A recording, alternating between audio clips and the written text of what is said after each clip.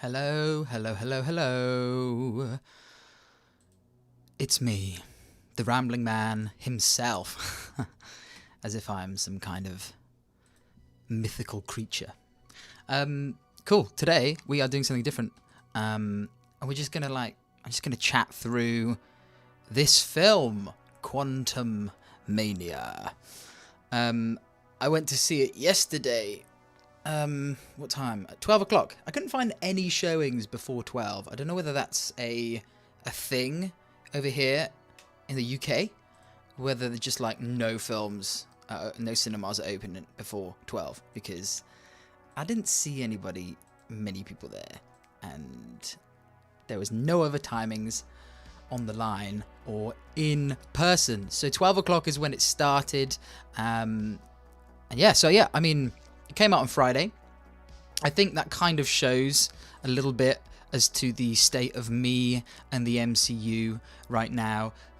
I used to go and see them on launch day at midnight, or I'd see it on the day it came out, or at least the day after it came out. I was pretty sure that's kind of pretty adamant that I got to see it as soon as possible, so that I don't get any spoilers or any reviewers or any I'd switch off Twitter. When Infinity War came out, I literally deleted Twitter from my phone, because even though I went to see it on at midnight, I think Australia had it a couple of days before us, maybe a day or so before us, so I just didn't want to get it spoiled. But for this one, there's a lot of hype behind it, I do feel, because it's the start of Phase 5. It's got Kang in it, which is a pretty big thing. He's like the future of the MCU, right? It's gonna be Kang. The Kang Dynasty is coming out in 2025.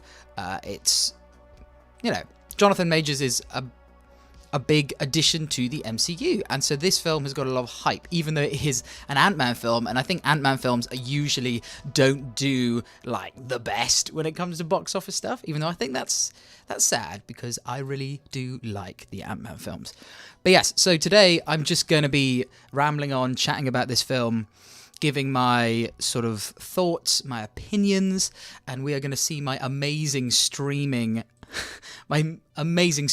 technique of using discount Photoshop on online.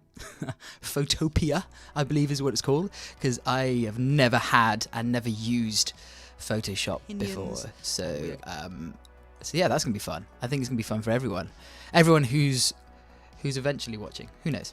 But yeah, so let's begin. So, Ant-Man and the Wasp, Quantumania. I'm just going to start by saying that Ant-Man, the original Ant-Man, is legit one of my favourite MCU films. It's a different genre. It's like a heist film. I feel like Paul Rudd does a great job portraying Scott Lang. I did a whole video on it, if you're interested. And I think that the Ant-Man power set is actually quite cool and quite different. At this point, when Ant-Man came out, we'd had Captain America, we'd had Thor, we'd had Iron Man, right? All these pretty chunky and crazy kind of big superheroes, right? They're like the main deal, like the original Avengers and Hulk, and they were crowd pleasers, because people wanted to see that. They wanted to start the MCU off with the big hitters, even though they didn't have Spider-Man. And then Ant-Man comes along, and dude, I loved this film. I loved Ant-Man, the original Ant-Man. I thought it was great. The premise was very simple, very grounded, very self-contained, which I do. I love it when the MCU have these crossovers, yeah, but I also really like it when they just have these sort of self-contained stories, right? he had to steal something, literally, and then Darren Cross, I think, is that his name? Darren Cross Ant-Man, I think so. Yeah, Darren Cross was this bad guy, and he sort of tried to use the Ant-Man technology to do bad things, and it was very much, hey, look, this little superhero that didn't have much going for him managed to overcome the odds and destroy him. And then we get to Ant-Man and the Wasp, and you know what? I think it gets a little bit of flack. I mean, it came out just after Endgame? No, just after Infinity War, right? And it was a bit more grounded. It wasn't as crazy as the Infinity War and the Endgame, which we were gearing up to. But Ant-Man and the Wasp, I watched it again recently. I actually really enjoy it. I think it's quite a nice film. They do some really fun things. And they introduce the quantum realm. And that brings us to Ant-Man and the Wasp, Quantumania. So, let's start with the plot of the film. I actually think that the main plot of this film is actually the weakest part of the whole experience, if that makes sense. I don't want to come in trashing it completely. I had a great time. This film isn't going to change your life. It's not going to completely change your worldview and make you consider what can cinema, what can films do for society? Can they make us reflect on ourselves? No, it's a, let's be honest, it's like a big CGI fest in this pretty cool like setting, right? The quantum realm is quite fun. But yeah, so I had a good time. Upon reflection, things fall apart. Of course they do. That's very common with blockbuster films such as this. But I would recommend going to see this film. I think people who say don't see it in the cinema, wait till it's on Disney Plus. It's such a visual experience with all the CGI and all the fantastical situations and worlds that we get into, that I think if you just wait till Disney Plus and watch it on your normal sized TV, you are kind of missing a bit of the experience there. But yeah, so I'm not going to completely trash the film, but I'm going to be honest about it. So let's talk about the plot. The plot. It's all about the quantum realm, everybody. I do think that it's probably the weakest part of this film is the main plot. And that is, hey ho, what can you do about that? So we start off in the real world, and honestly, we're not in the real world for that long. We're not in the main Marvel Cinematic Universe for ages. It's literally like 2 or 3 scenes where we see Scott Lang, and this is where my Photoshop skills are coming into play. Scott Lang has got his book. Look at his book. And I love that they made this a real book. That's dedication to marketing right there. And look at this. Look out for the little guy. Lovely stuff. I think this whole thing plays into his character, right?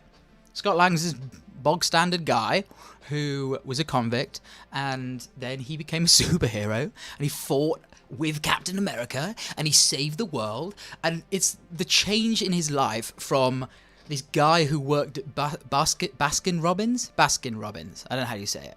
Do we have it in the UK? I don't know. But Baskin Robbins, and then a couple of years later, he's destroying Thanos and the Infinity Stone. It's a great character arc, and I can see why you'd write a book about it. You would. So that's fun. I like that bit. So we don't really spend that much time with this, but it's a cool sort of like introduction to where he's at. He's sort of settling down with this idea that, look, I've done superhero stuff. I don't know where my future lies with fighting aliens anymore. He's a book guy. And also something that gets introduced is Cassie Lang. Obviously, it's a bit of a controversial topic because I'm pretty sure that the actor who played Cassie in Endgame was recast for this film, and I have no idea why. But I think the person, I don't know her name. This is so bad. I should have researched this. Whoops. Professional. Catherine Newton. I think she did a good job. Yeah, she's great. She played the character well. I'm going to talk about characters later on in this little review sort of thing. But for now, we're talking about Cassie. So we find out that she's in jail for protesting, peaceful protests, and Scott goes to pick her up, and there's this sort of conundrum that they have between the two. Obviously, this is a main part of Scott's character, is that Cassie was alone for 5 years because Scott was in the quantum realm and he disappeared. And that's not his fault, but he has to deal with those consequences. And it's, you know, this is... Scott's character is so so interesting because he loves his daughter so much. So it was interesting to play on this part of his character because you see it in the first film. He loves Cassie. The second film, you see him sort of enjoying time with her and like trying to catch up on time, even though he's this house arrest. But now he has missed time with his beautiful girl, and now he is trying to make up for lost time. So that's an obvious plot point that they were going to play into. I think their dynamic is decent. As I said, I think the person who plays Cassie is good. I don't think it's like a drop-dead performance. She plays it very well. Yeah, wonderful. One thing I would say is then this person here, who we don't really know very well, she creates a device that allows them all to go to the quantum realm and to like scan it. And suddenly, after 5 years, she's this crazy, intelligent person who is doing stuff that Hank Pym can't even do. And Hank Pym is supposed to be one of the most intelligent people in the MCU. So I think, you know, oh, look at me, I'm new and I'm clever. That's how I felt a little bit. I thought it was a bit contrived. But then they get sucked into the quantum realm, and obviously this is where the main story kicks off. And also, this is where I'm going to say the CGI of this film is pretty cool. I think that the artists and the CGI people did a brilliant job of creating this fantastical and crazy world and reality that is kind of incomprehensible and just different. And it was a pretty cool experience, but I have to say this is the biggest pitfall of the film, is this overabundance of CGI. I saw a few comments saying, oh, I get slight prequel vibes from it. You know, the CGI backgrounds and everything being obviously on a blue or green screen, which is, yeah, that's true. I mean, that obviously you can't, that's how they filmed it, because they couldn't go to the quantum realm because it's not real. And so the CGI is a little bit of a problem, but I thought that the entrance to the quantum realm was pretty cool. And when we go down here, we see these weird creatures, and we see that Janet is actually kept a lot from her family. And we get a lot of Janet backstory, and I'm gonna say it. I think Janet is one of the best additions to this film. I think she's a great character. And to link her with Kang was really quite brilliant, because it gave us this grounded and human version of Kang that we then see disintegrate as the film goes on. So I thought Janet's backstory was brilliant, and I thought that whole aspect of the film was pretty great. I also like how she stopped a ship. Sorry, I'm not using the Photoshop. I've been chatting too much. So this is you know, Quantum Realm looks pretty cool. You know, you got all the like spacey things and all the lines and the weird wacky gravity and whatnot. And then Janet, MVP of the film in my opinion.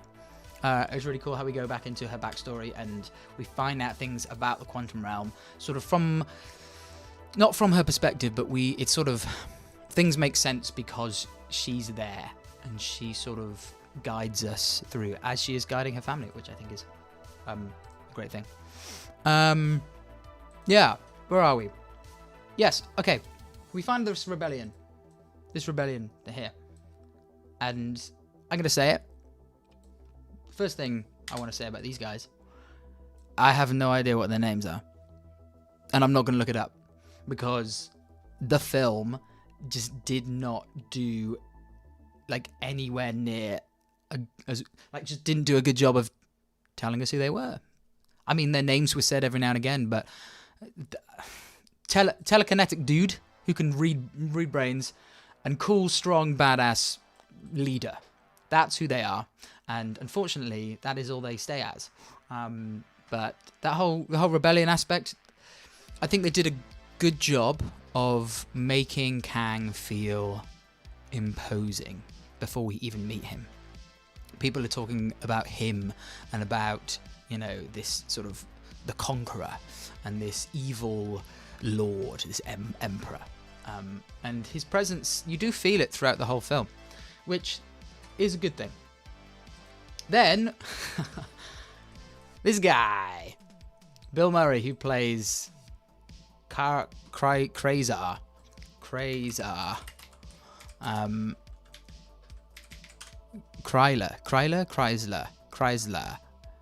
Krylar. Yes, of course. Everyone's favorite MCU character, Krylar. Again, this is all backstory for Janet, right? We find out that they were a thing because she was down here for 30 years. They were a thing. They would fight. They fought Kang. We find out that they fought Kang and everything. And there is a nice little scene between them. I did like it, but he was not in the film much. As a big ticket item, if you're going to go to this film to see Bill Murray, don't do that because he is not in it for long. He's in it for a scene. Okay. Now, let's get to this guy. This guy right here. He's one of the best parts of the film. I think that's pretty common knowledge for most people. Jonathan Majors does just a great job. He feels authentic as this character, as this evil, maniacal, bad guy, right? But the way that he speaks and his interactions with Janet, especially, ground him quite a lot. Make him feel real. Make him feel like he has flaws and he has wants and needs. And I know he's lying to Janet. Of course he is. But we do see this sort of kind of authentic part of him, which I think was a beautiful addition. And Jonathan Majors does a great job. He does a great job. And he's getting all the reviews are raving about him. And like there is a reason for that, because he is phenomenal. He's just a great actor, and I think he's gonna be awesome as the MCU goes forward. So then the whole point about Kang trying to find Antman is obviously so he can get this engine back, right? He can get Kang's engine so that Kang can fly off back into reality. And so needing Antman to shrink down and shrink this core, it's a nice idea. And the probability storm. Okay, the probability storm. Let's get there. Let's get to the probability storm. I love the idea of this. This is a classic thing of, it's a cool idea, being in this like constant state of whatever decisions you could make are happening around you. And obviously we get to a point where there's thousands of Scott, and it's, and then you got that whole joke with the Baskin Robbins guy. It's hilarious. I thought that was very funny. And you get this awesome scene, which is cool because he's an Ant-Man. And that's what he's like, ants building a bridge, to get up here. And I thought that was a beautiful imagery of Ant-Man, like acting as a colony of ants. This whole hive mind of, we need to help Cassie. So I thought it was a very cool set piece, but it's also stupid.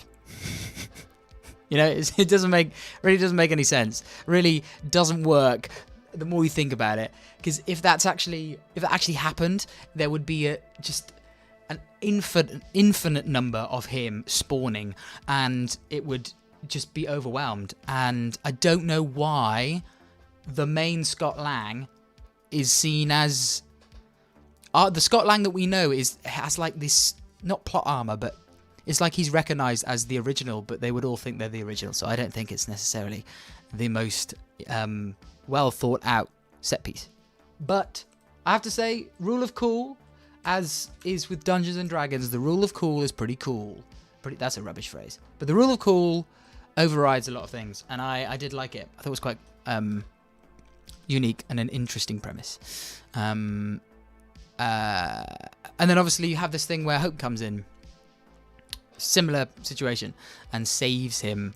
And then you have that weird scene where all of the probabilities, all the potential Ant-Man and Wasps suck into them, and they become the one singular Wasp and Ant-Man, which I think was a bit weird. Like, anyway, there's a lot of things wrong with that scene, and I'm sure people will dissect it and all that stuff.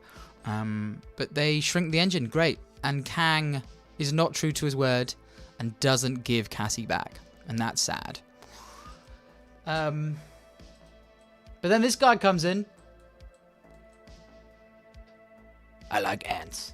I can't do a good Michael Douglas impression, but he likes ants. And he says this so many times in this film. He says, I love ants, so many times, as if it's the funniest joke in the world. And you know what? It did kind of make me laugh every now and again, but his whole personality in this particular film is, I love ants. And I mean, he is the most important character in this film as to what happens later, which is kind of crazy. But it's sad that one of the most intelligent characters in the MCU has just been relegated to, I like ants, you know. And so this whole idea of his ants going through time dilation and being able to live for 1,000 years and creating a class 2 civilization in the span of days.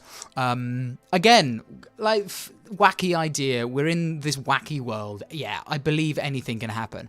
But at the same time, that it's, again, slightly contrived. And they introduce it in the very first scene, oh yeah, these ants are super clever. Just believe it. And we just got to believe that these ants are very clever. So I don't know. I feel like it was a bit weird.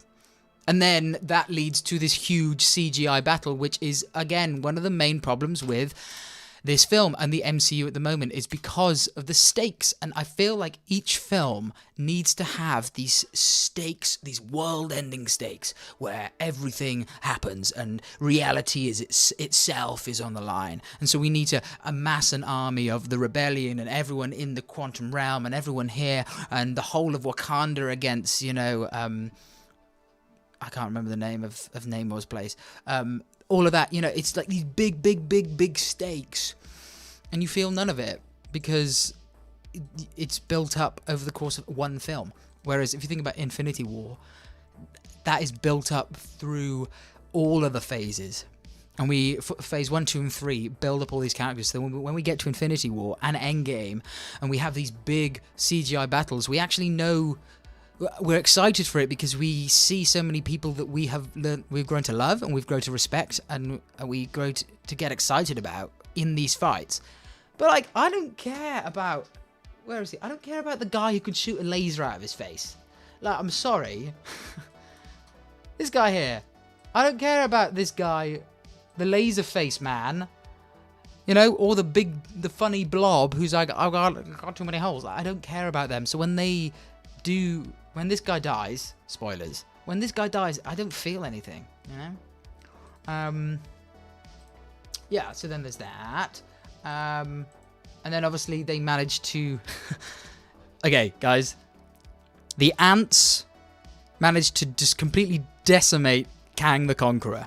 Yeah, they're giant, clever ants, not your normal ants, but they absolutely decimate him, which kind of dampens his power a little bit. And so they managed to open the wormhole back using this device, and all of the others get through apart from Scott, who gets attacked by Kang. And then they have this little fist fight where, like, fair play, Kang doesn't have any of his special powers, but he is just a lot stronger than Scott, and I appreciate that, because Scott doesn't have superhuman strength when he's normal, right? What gives him the superhuman strength is his ability to shrink and his ability to grow. So when he's just stood there having a fist fight, he's going to lose. And I did appreciate that. And then Hope comes in and saves the day, and they defeat Kang. And then somehow, like, the portal closes, then somehow Cassie, the new intelligent Cassie Lang, who can basically do every single thing in the world and alter reality itself, manages to use this to create another wormhole back.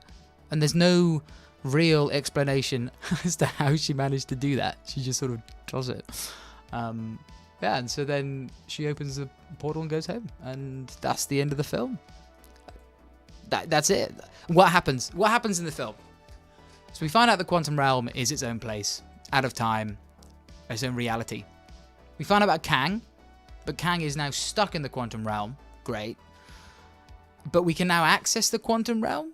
Maybe not. We don't know. So, I don't feel like it did anything. It introduced one of the main characters and then left him there, and nothing's changed about Kang's motivations or anything. And for Scott and Hope, but maybe Scott and Cassie's relationship seems to have been improved because Cassie sees Scott fighting for, the little people and actually doing Avengers level stuff. But not much has changed. We've been to the quantum realm, great. Now we're at the quantum realm. We met Kang, great, but he's still there. I just don't feel like it really set up as much as it was hoping to. Okay, so that's the plot. I just want to have a chat about the characters. So we've talked a little bit about Scott and how much I love him. I love Paul Rudd. I love his character. I love Antman as a character, his power set, all that stuff.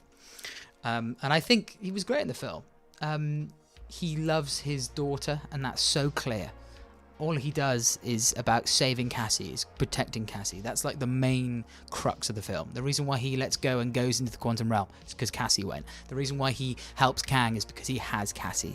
The reason why he fights Kang at the end is basically to show Cassie what the right thing to do is, and to try and save her and his reality. So I think that's very consistent and very good. Hope, however, is one of the tragedies of this film, because the name of the film is Antman and the Wasp: Quantumania, but I don't feel like that is right. I don't think it should be called Antman and the Wasp. I think it should just be called Antman, because she was not in this anywhere near as much as Antman. And they gave Scott so much more of a story than Hope.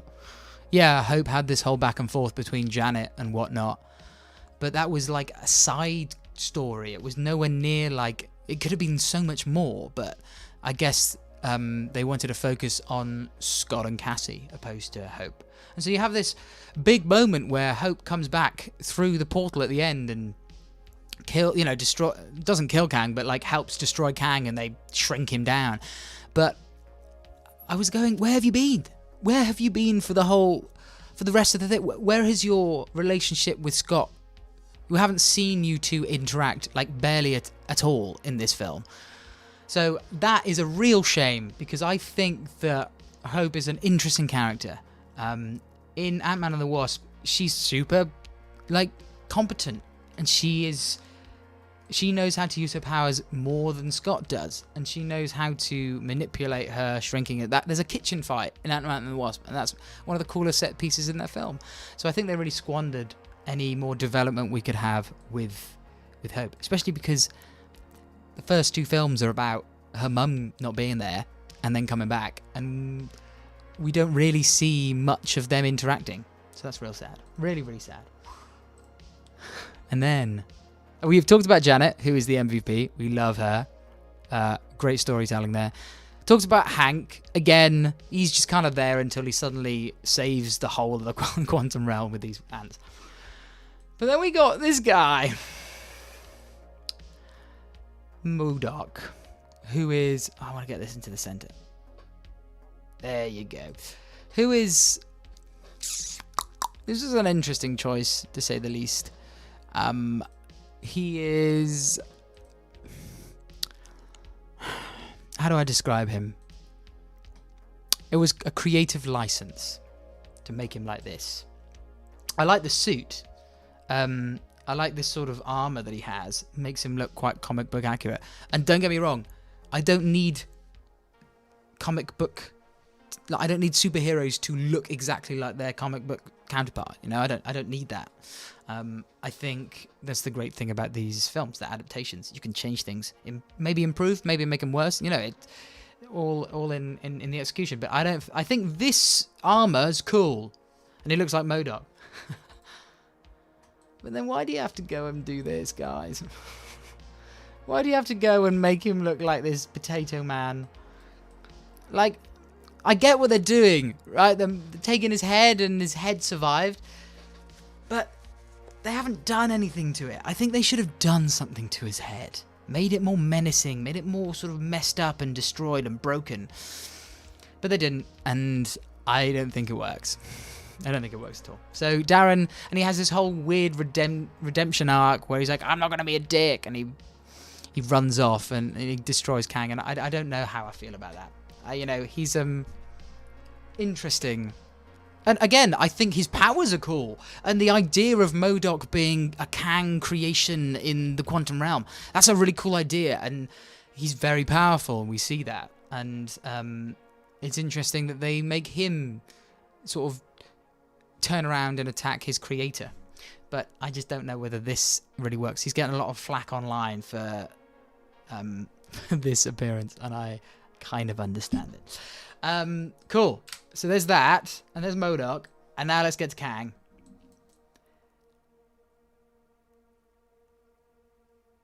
Yeah, I agree, Phil. It was a bit distracting. I think it was cool when he first arrived, right? And he got his blades out, and he had this cool like face and this anger. He looked quite comic book accurate, if that makes sense. He just looked badass. But then, he opens his mask, and you're like, oh no. Again, I see what they're trying to do, and it was a nice little addition, right? Because in the original Ant-Man film, his when he shrinks down subatomic, his eye smashes, like his mask smashes. So that makes sense, right? That his body shrunk, but his head didn't shrink in the same way. And so that's why he's a massive head. But I don't know whether the execution was very good. So yes, so that was MODOK. Kang time. Okay, Thanos was one of the best parts of Phase 1, 2, and 3. Slowly introducing him, we felt his power slowly grow, his influence slowly grow, and then boosh, Infinity War came, and we saw the guy in all his glory, in all of his power, and it was menacing and frightening, but also enlightening in the sense that we saw who he was, and we understood where he came from. Even though it's ridiculous, his motives, he was relatable in the sense that we could kind of understand why he was doing it, right? He was grounded in that sense. This is why I'm excited for Jonathan Majors as Kang, right? Because I think that he does a great job. I think that his scenes with Janet in the flashback were great. I thought that we saw a part of Kang that I wasn't expecting. And yeah, as I said earlier, like he's lying about that. He's playing a character. But I just thought it was really interesting that the first thing we see of Kang the Conqueror is this guy stripped of all of his technology, stranded, needing help, and legit finding a companion in Janet and trying to salvage his ship. But then we actually see who he becomes, and he is menacing, and he is imposing, and he's big, he's strong, he's kind of scary. The scene in the cell where he's basically strangling and torturing Scott and Cassie, like, okay, yeah, we get it. You're pretty strong, you're pretty crazy. And so I think that we are in good hands, main villain-wise, right? As an actor, brilliant. As a character, so far, pretty imposing and pretty awesome. My only issue is there's no slow build-up, right? If he's just going to be the same level all throughout Phase 5, he might get a bit stale by the end. This is why I think Thanos was great, because it was like you felt his presence slowly build, and it got to the point where Infinity War, it popped, and it revealed this crazily well done, well portrayed character. And I really want Kang to be that, and I'm really hoping he will. But I'm just a little bit worried about we're going all guns blazing to begin with. And also, he was beaten by an army of ants. I mean, he wasn't killed, but I feel like an army of ants destroying him kind of makes... Okay, when the Avengers go up against him, all they need to do is go to the quantum realm and get some ants. I don't know. I hope you understand what I'm saying when I say that. But I am excited to see what this guy does with the character, and hopefully Marvel treat him with the same respect as they treated Thanos. Yeah, and to be honest with you guys, that's basically it. One thing I do want to say is that the soundtrack is actually pretty fire. I really like the original soundtrack for Antman. Really like the original soundtrack for Ant-Man and the Wasp. And the same composer, Christoph Beck, came back for this film. And I think it's one of the strongest superhero themes in the MCU, right? You've got that awesome dum bum bum bum bum bum bum bum bum bum bum bum bum bum, which was used in the first film with great effect. It was used in the second film a little bit less because, you know, that was Ant-Man's sort of theme, and then you got the Wasp kind of adding something different. And then this film, there's that percussive beat is in there, but it focuses so much more on the science, the sci-fi aspect of this film. And you've got synths and techno, and I think it really creates a different feeling, which is how I would describe this film. As an Ant-Man film, it's different, right? It feels so disconnected from the original Ant-Man films because they were so grounded. Like the first one was a little heist at Hank Pym's old workplace. The second one was, okay, we need to somehow get to the quantum realm, but you had this whole thing where, like, you know, was it the mafia? It wasn't the mafia, it was that gangster dude, and, you know, you had giant man, you know, it was San Francisco based, quite grounded content. And then yeah, sorry Phil, I agree, Ant-Man's theme is awesome. I think it's one of the strongest themes in the MCU. Obviously, Spider-Man is probably the most notable, but yeah, Ant-Man I think is really cool. But if you just look at the soundtrack, you see that the difference between the genres, because the sound world of this film is completely different to the other films, and the genre and feeling of this film is completely different to the others. And I guess that's fine, you know, I guess that's what they're going for. But I don't know, my last video talks about this a bit more. I just love that grounded nature and that grounded feeling of Ant-Man. The original film and Ant-Man and the Wasp, I just think it's a different feeling to this bombastic, crazy, out of this world content that we have in the MCU at the moment. But yes. But anyway, so Ant-Man and the Wasp: Quantumania. Start of Phase 5. Do I think it was a good start to Phase 5? I think that it had moments. It had really good moments, but then it also had some really pants moments. You know, some moments where I was like, okay, this, I don't really care. But then some moments where I was like, that is cool, and Kang was the highlight. And to be honest, that's sad, because the name of the film is not Kang the Conqueror Quantumania. The name of the film is Ant-Man and the Wasp: Quantumania. And I don't feel like it was as focused about Ant-Man, and definitely not the Wasp. But yeah, I mean, it's set some seeds for the next few films. And the whole end credit scene was pretty cool. Council of Kangs. You know, we're getting into that sort of crazy time stuff, which is slightly exciting, but also kind of scary, because it's very, very easy to mess that up. So yeah. So I think it's an interesting film.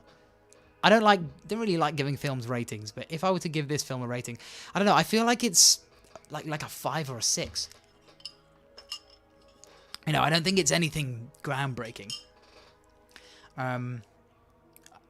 It's just I don't know, it's just a little bit forgettable, which is sad because I want to love the MCU like I used to. And I have this question with people I know quite often. Is the MCU is the MCU getting worse, or am I just growing up? Right, I think that's a great question, because I watched these films. I started watching them when I was at school, and then I grew with them, and then they came, like, Infinity War and Endgame came out at the end of my university experience, and that was hype. I remember that being awesome. And now I'm like mid-20s, and I'm watching these films that I just don't think are as good. And people say it's because you've grown up, but I don't think so. I don't think that's the case. I just think that they've lost some kind of magic. And I feel that on the internet because there's so much MCU hate around here. And I don't like to be someone who just trashes on things. I don't like to be someone who just talks about the rubbish parts of this. Oh, why is Antman and the Wasp: Quantumania the worst film in Phase 5? That's fine. If you want to do that, you know, go for it. But I like to sort of try and spin positives from these things. And there are positives. There are positives of this film. And I came out going, oh, that was enjoyable. And then I got in the car and I drove home and I thought, but it kind of doesn't really make any sense. Which is a problem I have with quite a lot of modern superhero films nowadays. But yeah, that's Ant-Man and the Wasp: Quantumania. That's me, the rambling man, chatting about these guys, literally rambling on. I had a few pointers, but mainly it was just me and my thoughts and my microphone. And yeah. So you should go watch it. You should, if you're a fan of superhero stuff. If you're not a fan of superhero stuff, I would not recommend watching it at all.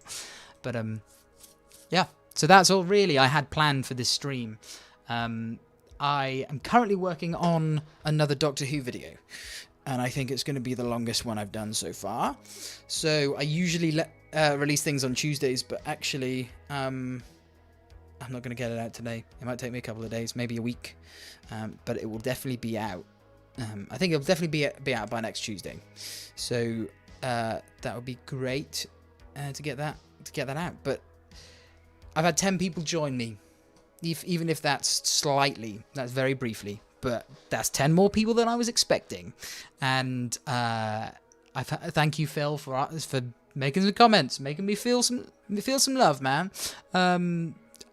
I might do this every now and again when I see a film that I want to chat about, because it's much easier to do this than to edit a whole video and try and distill my thoughts. This is much more of a off the top of the head, just spieling. So yeah, that's me. I'm gonna leave you, love you and leave you all, and I will see you on the next video, guys. Bye.